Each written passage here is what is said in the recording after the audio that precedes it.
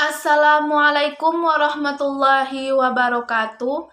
Kembali lagi dengan saya Widya Rahmanda, mahasiswi jurusan Tadris Kimia IAIN Batu Sangkar, akan mempresentasikan mengenai larutan.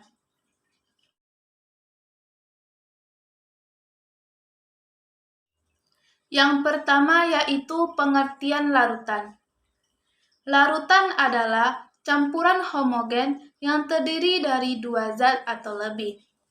Homogen di sini artinya mempunyai sifat dan komposisi yang sama antara bagian yang satu dengan bagian lainnya.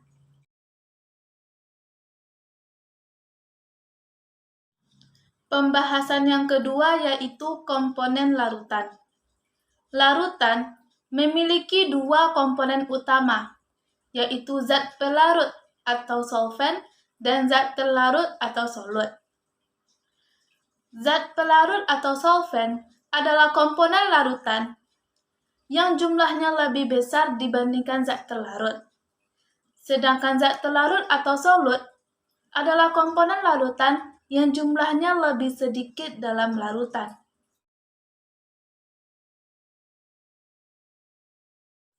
Pembahasan yang ketiga yaitu pengelompokan larutan. Yang pertama, berdasarkan wujud zat terlarut dalam pelarut, larutan dapat dibedakan menjadi 7. Yang pertama, gas dalam gas. Contoh udara, di mana zat terlarutnya adalah oksigen dan zat pelarutnya adalah nitrogen. Yang kedua, gas dalam cair. Contoh air soda, di mana zat terlarutnya adalah karbon dioksida dan zat pelarutnya adalah air.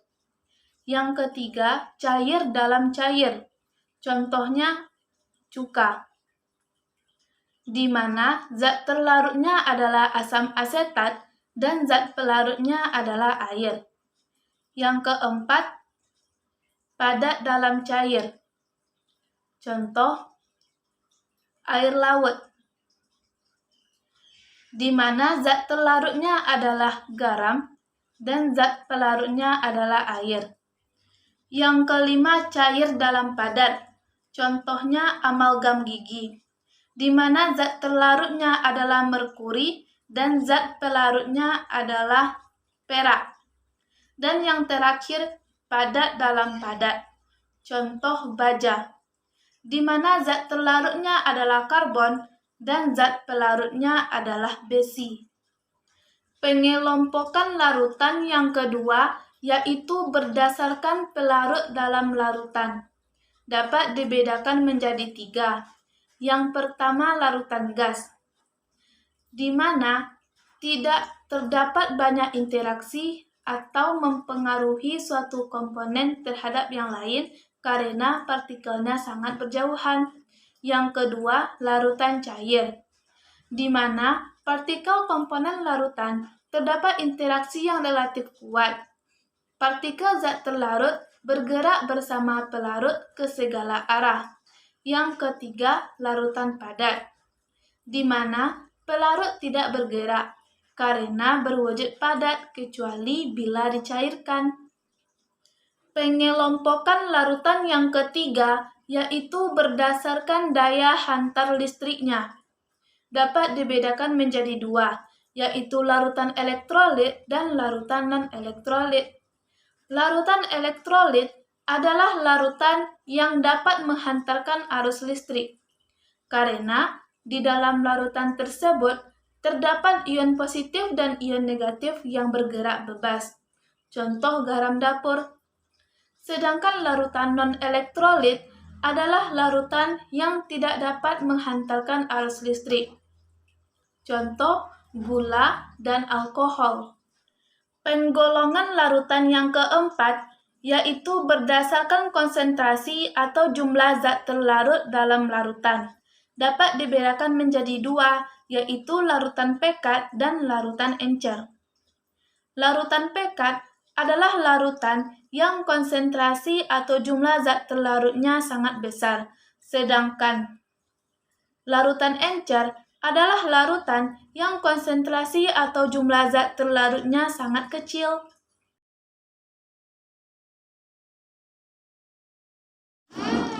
Pembahasan yang keempat yaitu prinsip umum larutan, di mana prinsip umum larutan yaitu like dissolve like.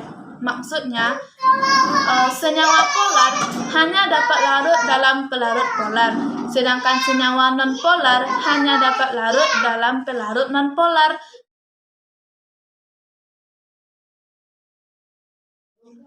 Pembahasan yang kelima yaitu faktor-faktor larutan. Di antara faktor-faktor yang mempengaruhi kecepatan pelarutan yaitu ukuran zat terlarut, suhu, pengadukan, jenis zat, dan penambahan elektrolit.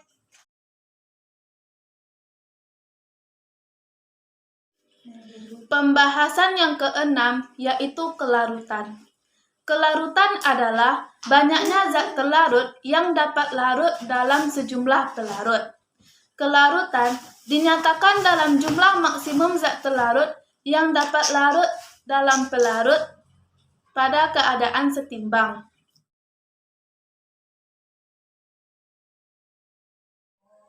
Pembahasan yang ketujuh yaitu pengelompokan larutan berdasarkan kelarutan.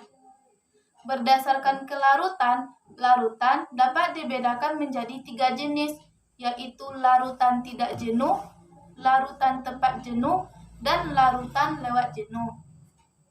Larutan tidak jenuh terjadi apabila jumlah zat terlarut kurang dari jumlah maksimum zat yang dapat larut pada suhu tertentu. Sedangkan larutan tepat jenuh yaitu terjadi apabila zat terlarut yang dapat larut pada suhu tertentu. Sedangkan larutan lewat jenuh yaitu jumlah zat terlarut melebihi jumlah maksimum zat yang dapat larut pada suhu tertentu.